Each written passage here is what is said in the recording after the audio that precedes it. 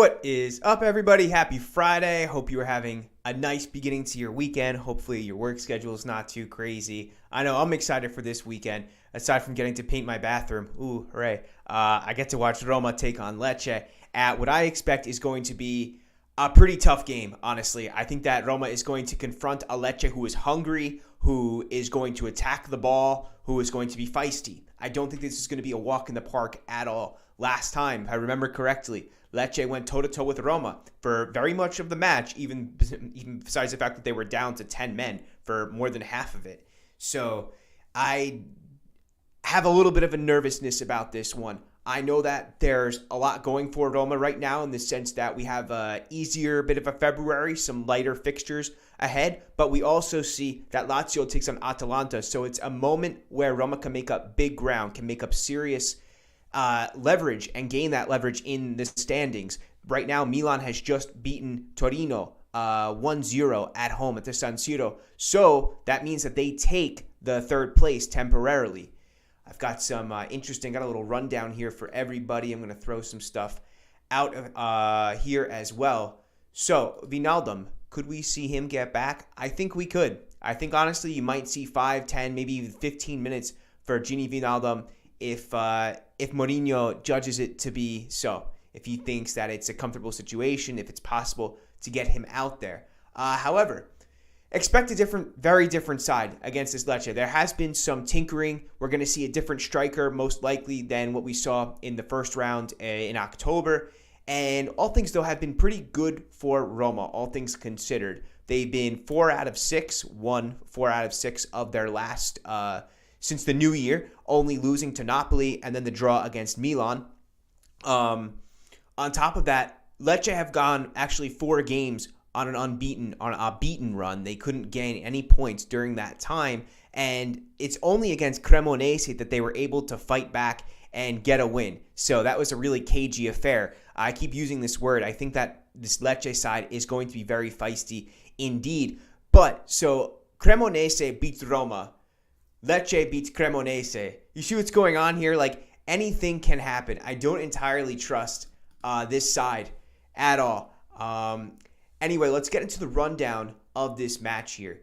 Roma's last match was over in about 10 minutes versus Empoli. And of course, that's Dybala's corner kick and then is converted by Ibanez, very athletic to get up there, and then Abraham just 2 minutes later.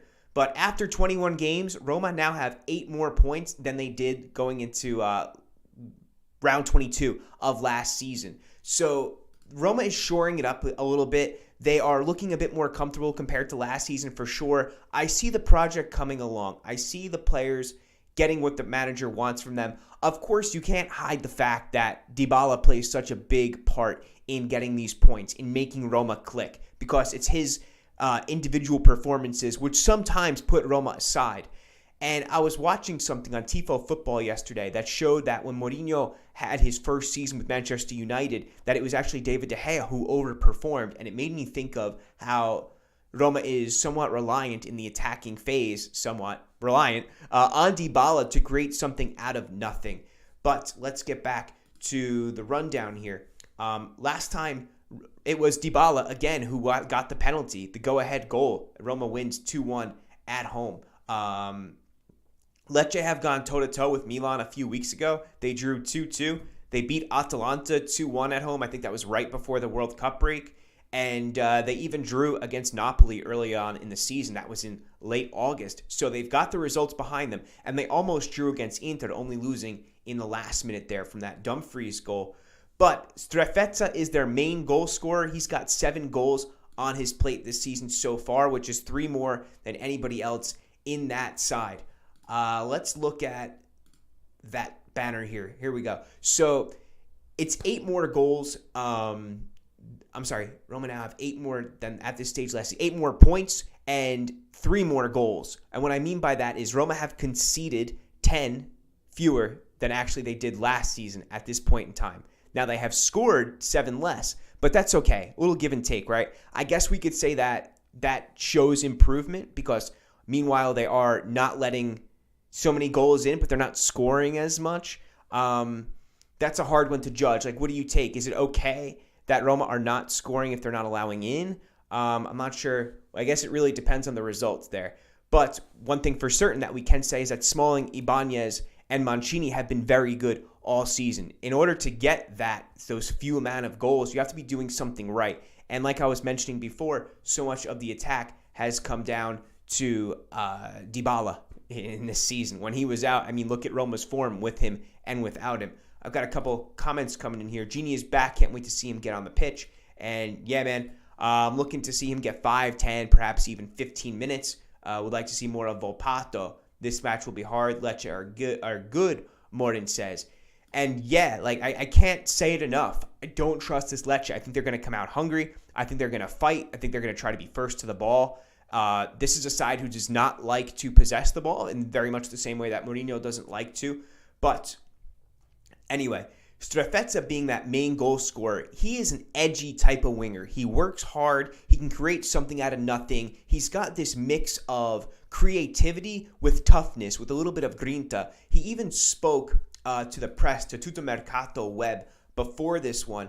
And he says, since the last time we played with Roma at the Olimpico, we've grown a lot. We've matured, and we are ready for this very difficult match.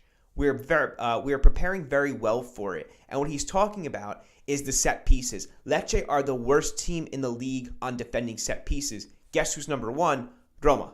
So he knows that this team is far from being a great one, but I think that Strefezza in particular is probably a player who deserves to be on a bit of a better team. Brazilian winger, Italian roots, given the Italian name there. So I think that he is going to go for it. I think he's trying to prove that he's ready for a bigger team. He also scored against Roma in the first leg, back in October. He had that goal inside the box when Roma were already up a man and up a goal. So he's got that dog in him for sure, as they say. Keep the comments coming in, guys. Throw a like up there for me as well. Thank you very much. I'm going to keep on reading my script here, going through the little fun facts. The second highest goal scorer, as I said, Strefezza is their main guy, but with 4 goals is Lorenzo Colombo, 6-foot-tall center forward on loan from Milan youth product. This kid is likely to get the start. I think you have to really keep your eye on him, not just as he's playing for Lecce tomorrow, but I think in the next 3 to 4 years, he could become an important center forward within the league. Manager is Marco Baroni. He's known for being defensive with a hard-fighting team. Like I said, he doesn't really like to keep possession. He's an old-school Italian tactician. Look for him to try and start the counterattacks quickly, utilize his pacey wingers, whether it's Strefezza or Di Francesco, and pace down the wings. Roma are without Spinazzola going into this one, who's out until mid-March. We don't know who the wingbacks are going to be, but I'm going to save that bit for when I pull up the starting lineups here. As well as that's 42% of their goals. As I'm reading this, Lecce have the lowest possession figures in Serie A, but have conceded 42 of their goals from set pieces, and that's the league high. That is the actual stat for you there. So I'll pull that one up there. And Roma have the highest percentage of goals from dead ball situations. So 43% of Roma's goals coming from free kicks, set pieces, corner kicks, penalty kicks, are 16 out of 28 of their goals. To think that Roma only have 12 goals from open play, 21 rounds in, is very interesting, right? But this is the type of manager that Mourinho is. He's not going to get 5 game goals. He's going to score a goal or two, try to sit back, play a low block, funnel in the attack, and then try to hit again, if not just kind of playing it safe. So does it surprise me? Yeah, compared to other seasons, but I think it aligns with who Mourinho is as a manager. I'm going to keep going on a little bit here about Lecce having conceded in their last 19 matches against Roma. And historically, Roma are, of course, the side who wins most of these. It's something like 75%, around, I think it's 70 to 75% of games played or even more have resulted in a Roma win. I'm trying to do that math. It's like 22 out of 35 games Roma have won against Lecce. Okay, that formation now for Lecce, as you can see on your screen here, Falcone in net. It's going to be a 4-3-3 for Baroni. Gendry, Baschirotto, Umtiti, Pezzella. So very similar to the way that Lecce lined up in October. Hielmand,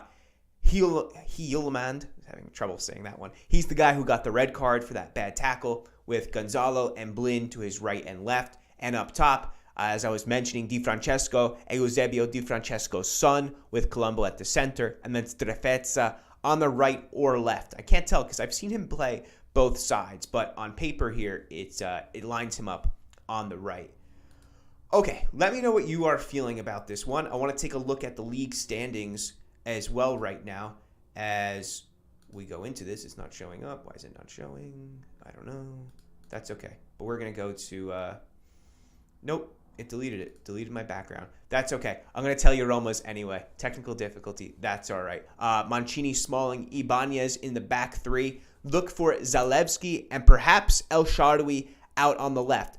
I have a feeling that it's going to get mixed up, and we're going to see Salik come in at right back and Zalewski go at the left back position. But does Mourinho switch it up a little bit, given that Lecce have such a defensive nature, and then go with El Shaarawy to be that guy who can run behind the defenders and kind of stretch them out and make them uncomfortable in that regard? So that's something that I'm anticipating. If I had to tell you who's going to be that guy, my gut is telling me El Shaarawy, but at the same time, I wouldn't doubt that Mourinho goes defensively with Salik on the right and Zalewski on the left. But yeah, so Roma just got leapfrogged, by the way, against Milan, as I mentioned at the start of this. So they're up. Let me just get you that figure, get you that number here. So that's going to be, 39? It's going to be 41 points for Milan, just one ahead of Roma, who has 40 points, and Lazio with 39, and Atalanta 38. So that checks out really nicely. So from 6th, they have 38 points. That's Atalanta. Lazio have 39 points. They're sitting in 5th. Roma sitting 4th with 40 points. Milan with 41 points in 3rd. And then you see a 2-point gap between Milan and Inter from the 2nd and 3rd spot there. So it's super tight from 7th. From 6th down to 4th. And like I said, you have this interesting weekend here where Roma can take 3 points, where somebody is going to drop points, whether it's Lazio or Atalanta, and make a little bit of a gap there. All right, guys, I'm going to check out the comments. Predicting a Cristante masterclass. Yeah, I'm hoping. Chaturunga says, not sure if you do this right, just a friendly suggestion. Put a community post to notify us of your live podcast for future ones. That way we can switch on notifications and join. Totally will.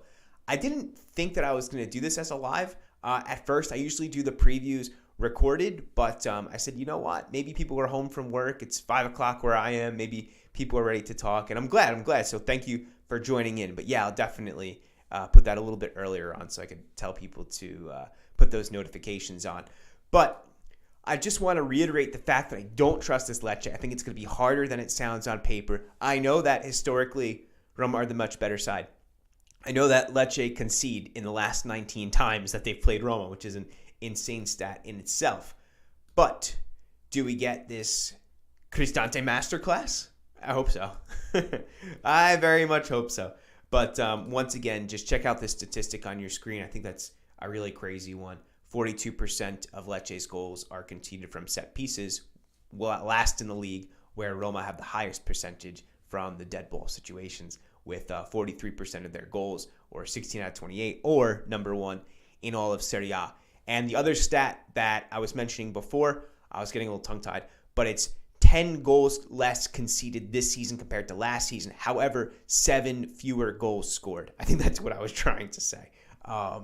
So you take the good with, I think, the deficiency for the goal scoring, and I think that's definitely going to be improved by Dybala just being on the pitch, right?